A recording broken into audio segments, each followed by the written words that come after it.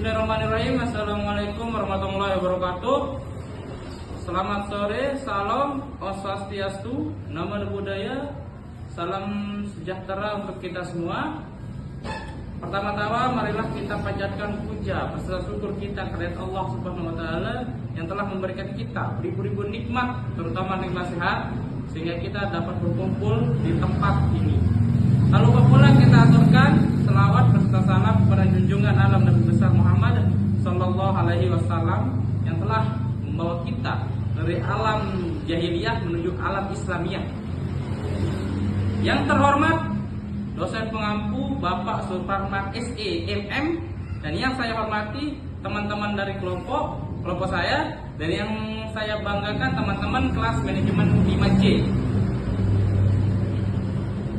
Perkenalkan, nama saya Dani Wardana selaku moderator dengan NIM 2330199 dari kelompok 3. Video ini kami susun sebagai tugas pembelajaran dari mata kuliah teknik pengambilan keputusan. Teknik pengambilan keputusan dalam sesi kali ini kita akan membahas secara mendalam mengenai sebuah topik mengenai manajemen model. Tujuan utama dari video ini adalah untuk membedah apa isi dari topik manajemen model. Untuk mempersingkat waktu, marilah kita mulai pembahasannya. Baik, latar belakang perkembangan dunia bisnis dan organisasi modern menuntut pengambilan keputusan yang semakin cepat, akurat, dan berbasis data. Dalam lingkungan yang penuh ketidakpastian, manajer tidak lagi dapat mengandalkan intuisi atau pengalaman semata untuk menentukan langkah strategis. Oleh karena itu, dibutuhkan pendekatan yang lebih sistematis dan struktur. Salah satunya melalui penggunaan manajemen model. Saya pemateri pertama atas nama Noviana dengan NIM 23301133. Jadi, pengertian manajemen model adalah suatu proses yang meliputi penyusunan, penggunaan, pengembangan, dan evaluasi model untuk membantu pengambilan keputusan dalam organisasi. Model diartikan sebagai representasi sederhana dari suatu sistem atau fenomena nyata yang kompleks. Baik, Assalamualaikum warahmatullahi wabarakatuh.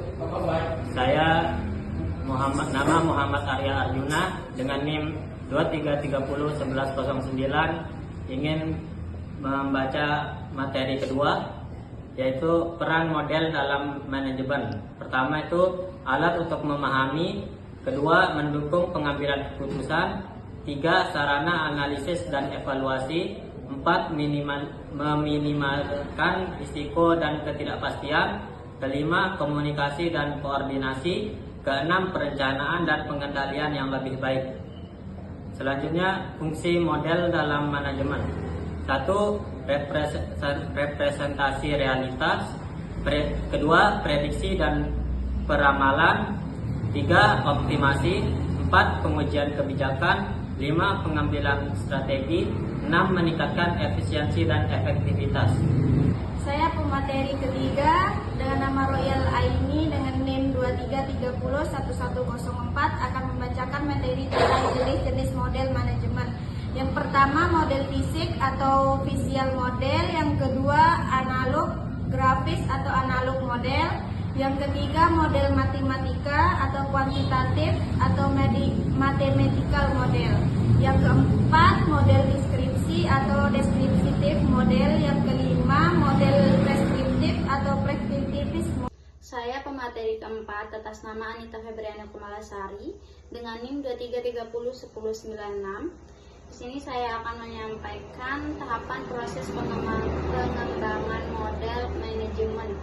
Tahapan proses pengembangan model manajemen itu ada 6. Yang pertama, identifikasi masalah. Yang kedua, pengumpulan dan analisis data. Yang ketiga, formulasi model. Yang keempat, validasi model. Yang kelima, implementasi model.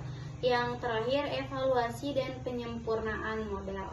Baik, terima kasih kepada teman-teman dari kelompok saya, dari kelompok 3. saya akan membaca kesimpulan dari materi apa yang kami berikan mengenai manajemen model.